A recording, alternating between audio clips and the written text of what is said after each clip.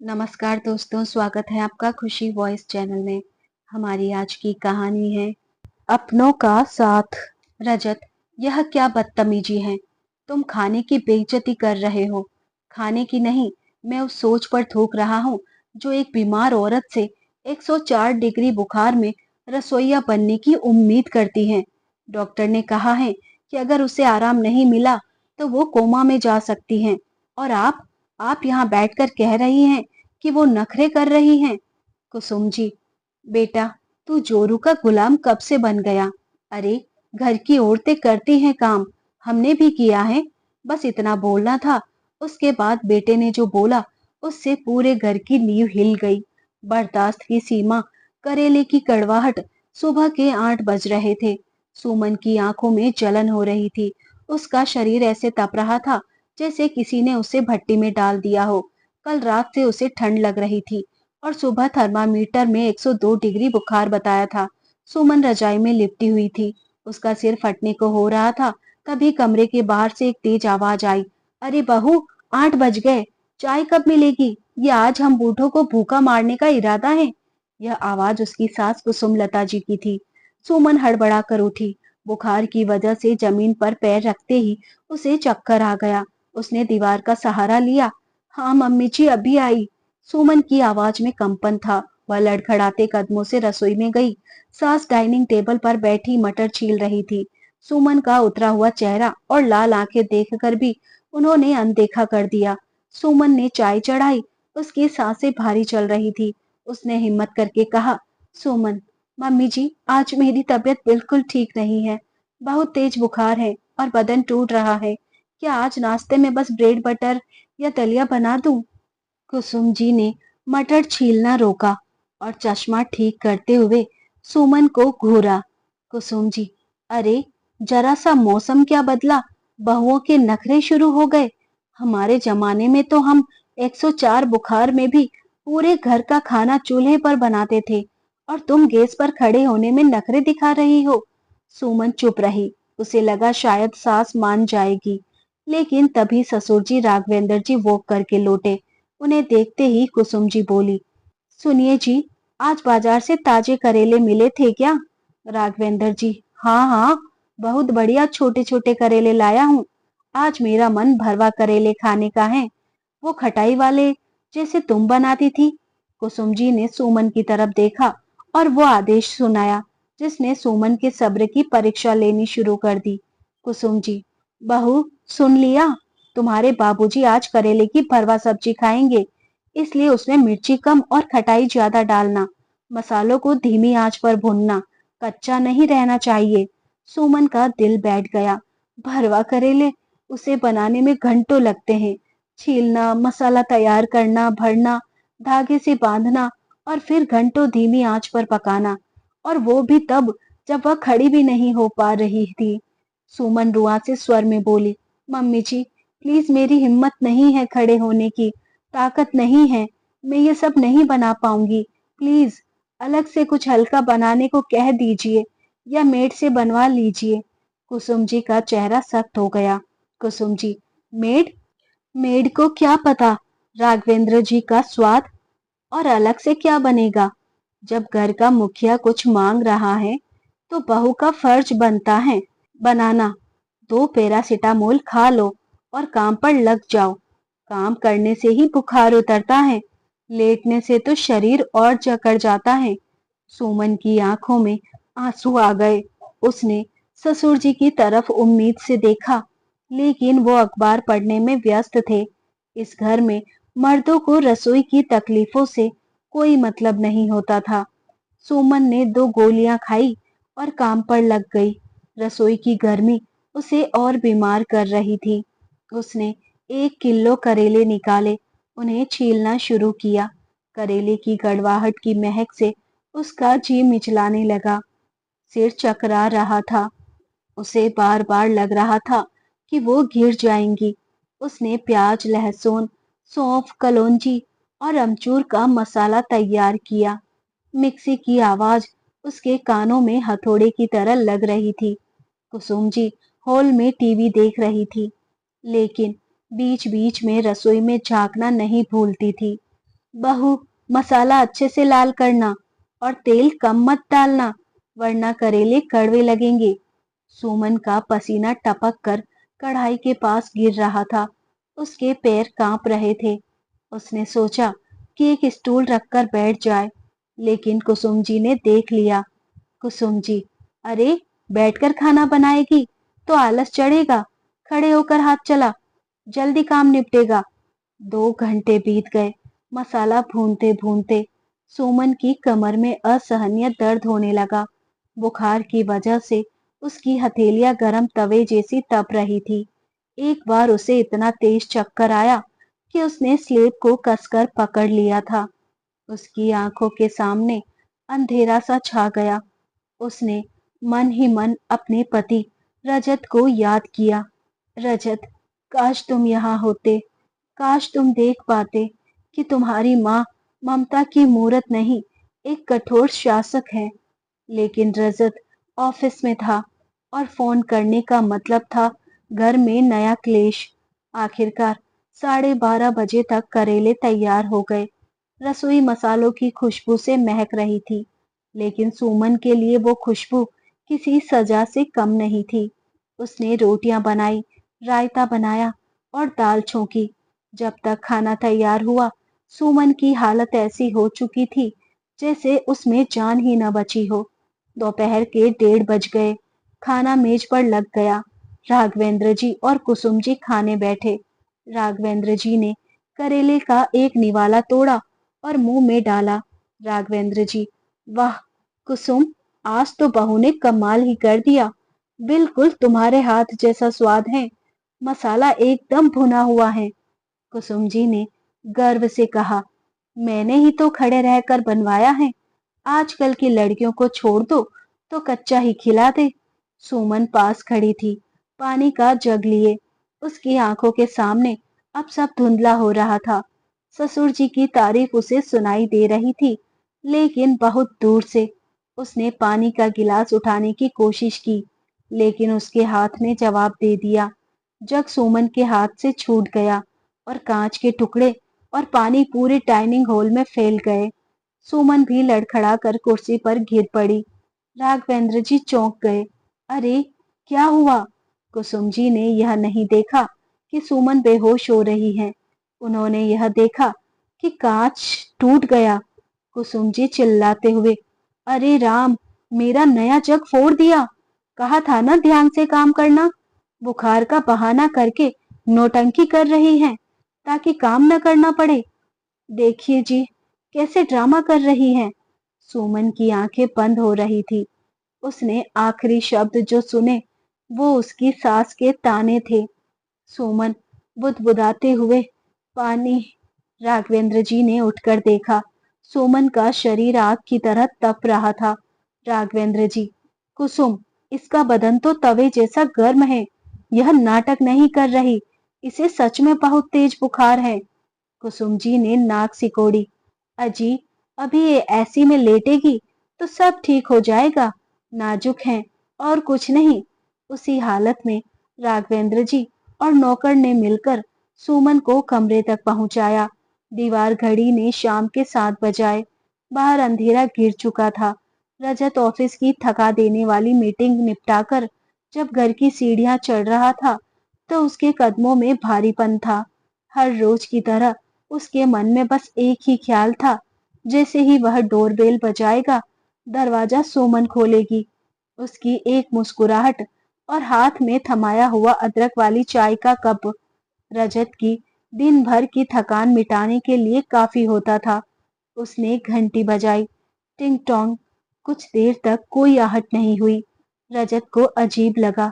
दोबारा घंटी बजाने पर दरवाजा खुला, लेकिन सामने सुमन नहीं, घर का नौकर खड़ा था। घर के अंदर एक अजीब सा काट खाने वाला सन्नाटा पसरा हुआ था।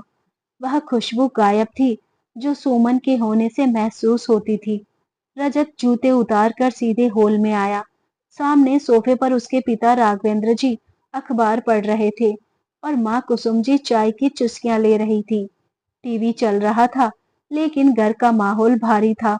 रजत ने चारों तरफ नजर घुमाई, पर सुमन कहीं नहीं दिखी। उसके माथे पर चिंता की लकीरें उभर आई। उसने अपनी माँ की ओर देखते हुए पूछा, माँ, सुमन कहाँ है? आज दरवाजा भी नहीं खोला, दिखी नहीं कहीं। कुसुम जी ने चाय का कप मेज पर रखा और नाक भौं सिकोड़ते हुए बड़े ही रूखेपन से जवाब दिया, अरे पूछ मत, तेरी बीवी तो अब इस घर की महारानी बन गई है। सुबह जरा सा सिर क्या भारी हुआ, दिन भर से कमरे में कुंडी लगाकर सो रही है। रजत हैरान रह गया। कुसुम जी ने अपनी बात जारी रखते हुए ताना मारा, हम बूढ़े माँ बाप यहाँ बाहर बैठे हैं, हमें चाय चाहिए या पानी, उसे हमारी कोई फिक्र नहीं।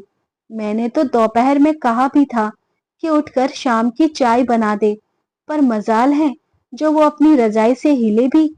आजकल की लड़कियों के नखरे ही अलग हैं। रजत का दिल नहीं माना। वह सुमन को जानता था।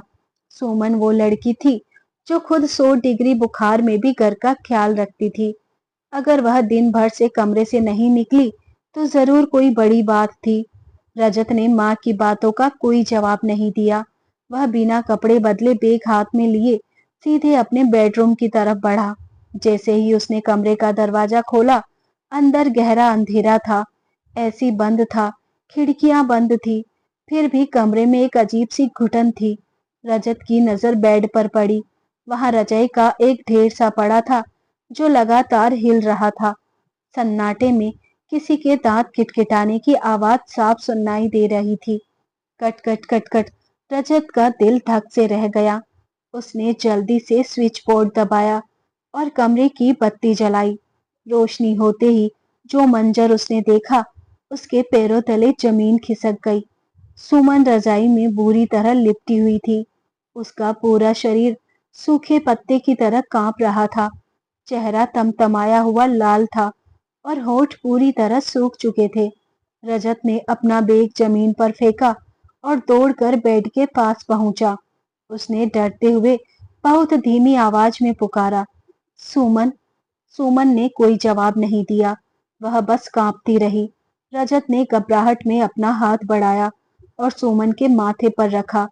जैसे ही उसकी हथेली ने सुमन के माथे को छुआ, उसे लगा जैसे उसने किसी जलते हुए तवे पर हाथ रख दिया हो। उसका हाथ झुलस गया। रजत की आंखें फटी की फटी रह गई। उसके मुंह से अनायास ही चीख निकल गई, बाप रे, इतना तेज बुखार। उसने पलटकर दरवाजे की तरफ देखा और चिल्लाया, माँ, माँ जल्दी इधर आओ, देखिए सुमन को क्या हो गया है। रजत ने जल्दी से साइड टेबल से थर्मामीटर उठाया और सुमन के मुंह में लगाया। कुछ सेकंड बाद जब उसने रीडिंग देखी तो उसका दिमाग सुन्न हो गया। 104 डिग्री। इंसान इस तापमान में होश खो देता है। सुमन की हालत बेहद नाजुक थी। तभी सुमन ने बेहोशी में बड़बड़ाना शुरू किया। उसकी आंखें बंद थी, लेकिन वह किसी गहरे डर में जी रही थी। सुमन के सूखे होंठ फड़फड़ाए और टूटी फूटी आवाज निकली, मम्मी जी, करेले करेले जल जाएंगे, गैस धीमी कर दी है, मैं अभी बनाती हूँ, प्लीज डांटना मत। रजत के कानों में वो शब्द पिघले हुए शीशे की तरह उतरे, करेले, मसाला जल जाएगा। रजत सन्न रह गया। 104 डिग्री बुखार में तप रही उसकी पत्नी बेहोशी में भी आराम नहीं मांग रही थी, बल्कि करेले जलने के डर से कांप रही थी। एक अनजाना डर और गुस्सा रजत के भीतर उफनने लगा। वह झटके से उठा और कमरे से बाहर निकलकर सीधे रसोई की तरफ भागा। रसोई का मंजर देखकर उसे पूरी कहानी शीशे की तरह साफ हो गई। सिंक में बर्तनों का पहाड़ खड़ा था। स्लेब पर मसालों के डिब्बे खुले पड़े थे, जैसे किसी ने हड़बड़ाहट में काम किया हो। और गैस के पास रखी कढ़ाई में भरवा करेले रखे थे। रजत कढ़ाई के पास गया। वह अभी भी मसालों की महक और गर्मी थी। उसने देखा कि उन करेलों को बनाने में कितनी मेहनत लगी होगी। उन्हें छीलना, मसाला भरना, धागे से बांधना और घंटों सेकना। रजत ने दीवार का सहारा लिया। उसकी आंखों के सामने अंधेरा छाने लगा। उसने सोचा, एक औरत जिसका शरीर 104 डिग्री बुखार में जल रहा था, जो खड़ी भी नहीं हो पा रही थी, वो घंटों तक इस गर्म रसोई में खड़ी होकर मेरे पिता के स्वाद के लिए करेले बना रही थी। और उसकी माँ ने क्या कहा था? महारानी सो रही है, नखरे कर रही हैं। रजत की मुट्ठी भींच गई। उसकी नसों में खून नहीं, लावा दौड़ने लगा। यह सिर्फ लापरवाही नहीं थी, यह अमानवीयता थी, यह क्रूरता थी। उसकी माँ ने उससे झूठ बोला था। उन्होंने एक बीमार बहू को महारानी और आलसी बताकर अपनी क्रूरता छिपानी चाही थी। रजत की आंखों में आंसू थे, लेकिन वो दुख के नहीं, अब तक के सबसे भयानक गुस्से के थे। वह रसोई से बाहर निकला। उसके कदम अब डगमगा नहीं रहे थे, बल्कि एक विद्रोह की ताल पर पड़ रहे थे। वह अब बेटा बनकर नहीं, बल्कि एक पति बनकर हॉल की तरफ बढ़ा, जहां उसके माता पिता अब भी मजे से चाय पी रहे थे। रजत हाथ में पानी का कटोरा और पट्टियां लेकर कमरे में आया। उसने अगले 1 घंटे तक सुमन के माथे पर पट्टियां रखी। डॉक्टर को बुला लिया गया था। डॉक्टर ने साफ कहा, इन्हें बहुत ज्यादा एक्सर्शन, थकान हुआ है। अगर बुखार में आराम नहीं मिला तो हॉस्पिटल में एडमिट करना पड़ सकता है। जब सुमन सो गई तो रजत बाहर हॉल में आया। डाइनिंग टेबल पर रात का खाना लगा था, वही करेले, वही रोटियां। कुसुम जी ने रजत को देखा। कुसुम जी, आ गया मेरा बेटा, चल खाना खा ले, आज तेरी पसंद के करेले बने हैं। रजत डाइनिंग टेबल के पास गया। उसने करेले की कटोरी उठाई और उसे घूर कर देखा। रजत शांत लेकिन सख्त आवाज में, माँ, यह करेले किसने बनाए? कुसुम जी गर्व से, और कौन बनाएगा? तेरी बीवी ने ही बनाए हैं। मैंने खड़े रहकर बनवाए हैं, वरना वो तो बनाने को राजी ही नहीं थी। रजत ने वो कटोरी जोर से टेबल पर पटकी। सब्जी छिटक कर टेबल पर गिर गई। राघवेंद्र जी का निवाला हाथ में रह गया। रजत दहाड़ते हुए, आपको शर्म आती है माँ? यह इंसानियत मर चुकी है इस घर में। कुसुम जी, रजत, यह क्या बदतमीजी है? तू खाने की बेइज्जती कर रहा है। रजत, खाने की नहीं, मैं उस सोच पर थूक रहा हूँ जो एक बीमार औरत से 104 डिग्री बुखार में रसोइया बनने की उम्मीद करती है। डॉक्टर ने कहा है कि अगर उसे आराम नहीं मिला तो वो कोमा में जा सकती है। और आप यहाँ बैठकर कह रही हैं कि वो नखरे कर रही हैं। कुसुम जी, बेटा, तू जोरू का गुलाम कब से बन गया? अरे, घर की औरतें करती हैं काम, हमने भी किया है। रजत, यही यही दिक्कत है। हमने सहा है तो यह भी सहेगी। माँ, वो मेरी पत्नी है, आपकी बंधुआ मजदूर नहीं। आज जब से मैं कमरे में गया तो वो बेहोशी में भी यही बोल रही थी कि मसाला जल न जाए। आपने उसके दिमाग में इतना खौफ भर दिया है। रजत ने राघवेंद्र जी की तरफ देखा। रजत, और बाबूजी, आपको करेले खाने थे ना? क्या एक दिन खिचड़ी खा लेते तो मर जाते? आपके स्वाद के चक्कर में आज मेरी बीवी अस्पताल पहुंचने वाली है। क्या यही संस्कार दिए हैं आपने मुझे? राघवेंद्र जी ने सिर झुका लिया। उन्हें अपनी गलती का एहसास हो रहा था। कुसुम जी अभी भी बहस करने को तैयार थी। कुसुम जी, तो क्या भूखे मरते हम? रजत, स्विगी है, जोमेटो है, मैं हूँ, मेड है, भूखे आप नहीं मरती माँ। लेकिन आज आपने सुमन के मन में मेरे और इस घर के लिए जो इज्जत थी उसे मार दी है। रजत ने फैसला सुना दिया। रजत, कल से इस घर का नियम बदलेगा। अगर सुमन बीमार है तो रसोई में ताला लगेगा, लेकिन उसे एक गिलास पानी भरने के लिए भी नहीं कहा जाएगा। और अगर आपको यह मंजूर नहीं है तो मैं और सुमन अलग घर में रहेंगे। मैं अपनी पत्नी को आपकी परंपरा की बलि नहीं चढ़ने दूंगा। कुसुम जी सन्न रह गई। उन्होंने सोचा नहीं था कि उनका सीधा साधा बेटा आज उनके खिलाफ खड़ा हो जाएगा। अगले 2 दिन तक सुमन बिस्तर से नहीं उठी, लेकिन इस बार घर का नजारा बदला हुआ था। रजत ने छुट्टी ले ली थी। वह खुद सुमन को सूप बनाकर दे रहा था। राघवेंद्र जी, जो कभी पानी भी खुद नहीं लेते थे, आज चुपचाप बाहर से खाना ऑर्डर कर रहे थे और कुसुम जी को शांत रहने का इशारा कर रहे थे। तीसरे दिन सुबह सुमन की आंख खुली। बुखार उतर चुका था, लेकिन कमजोरी थी। वह हड़बड़ाकर उठने लगी। अरे 9 बज गए, नाश्ता? तभी रजत कमरे में आया, हाथ में चाय और टोस्ट लेकर। रजत, लेटो। नहीं, चुपचाप लेट जाओ, नाश्ता मैंने बना लिया है। सुमन ने हैरान होकर पूछा। मम्मी जी क्या कहेंगी? रजत ने सुमन का हाथ अपने हाथ में लिया। रजत, मम्मी जी कुछ नहीं कहेंगी, और अगर कहेंगी भी तो अब तुम्हें बर्दाश्त करने की जरूरत नहीं है सुमन। बर्दाश्त करने की भी एक सीमा होती है, और उस दिन वो सीमा पार हो गई थी। माफ करना मुझे, समझने में देर हो गई। सुमन की आंखों से आंसू बह निकले, लेकिन ये दुख के नहीं, राहत के आंसू थे। उधर हॉल में कुसुम जी चुपचाप बैठी थी। उन्हें समझ आ गया था कि करेले की कड़वाहट ने उनके बेटे को उनसे दूर कर दिया है। राघवेंद्र जी ने अखबार नीचे रखा और अपनी पत्नी से कहा, कुसुम, बहुएं मशीन नहीं होती। अगर हम उन्हें बेटी नहीं मान सकते तो कम से कम इंसान तो माने। आज के बाद मैं करेले तभी खाऊंगा जब बहू का मन बनाने का होगा। उस दिन घर में करेले नहीं, बल्कि समझदारी की मिठास घुली। सुमन ने सीखा कि ना कहना अपराध नहीं है, और रजत ने सीखा कि पति होने का मतलब सिर्फ कमाना नहीं, बल्कि साथ देना होता है। रिश्ते प्रेम और परवाह से चलते हैं, जिद और शोषण से नहीं।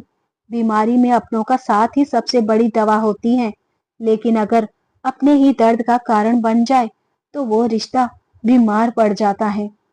दोस्तों, ये थी हमारी आज की कहानी। उम्मीद करती हूँ पसंद आई होगी। ऐसी और कहानियां सुनने के लिए बने रहिए हमारे साथ। अपना ख्याल रखिए। वीडियो अच्छी लगी हो तो इसे फैमिली और फ्रेंड्स के साथ शेयर करना बिल्कुल ना भूलें। मिलते हैं नई कहानी के साथ। धन्यवाद।